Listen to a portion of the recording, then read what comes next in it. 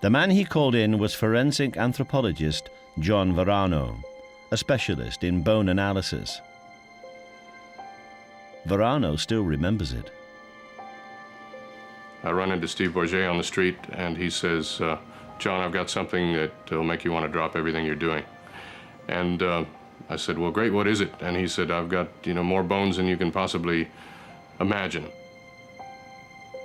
So we went out to the site, and they were just everywhere. There was basically a field of skeletons.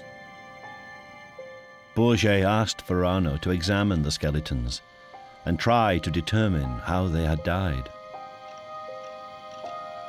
The first thing we started seeing was in the neck bone. We started seeing a series of them with thin slash marks right across the front of them. These cut marks, to get to the bone, would have to go through all of the throat, basically, and some very vital structures. And so these are not just nicks that would be insignificant. They were a cause of death.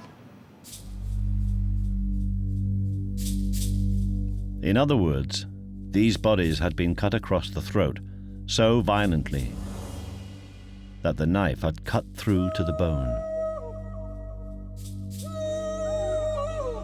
But this only accounted for some of the cut marks. We found cut marks not only on the vertebrae, but cut marks on the long bones.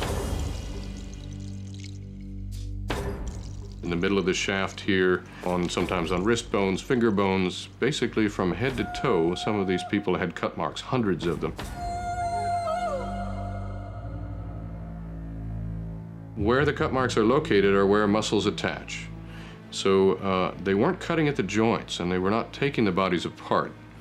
What they were doing was cutting deeply and then pulling the flesh off, pulling the muscles away from the bone.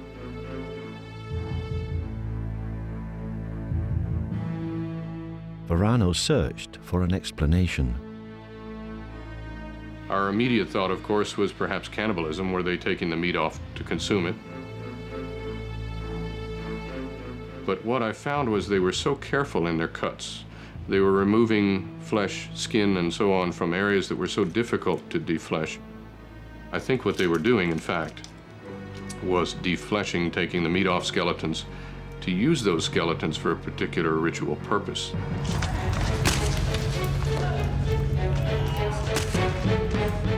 It was a macabre finding. But it proved that the pictures on the pottery were not depicting mythological scenes. They were describing a real ritual or religious ceremony.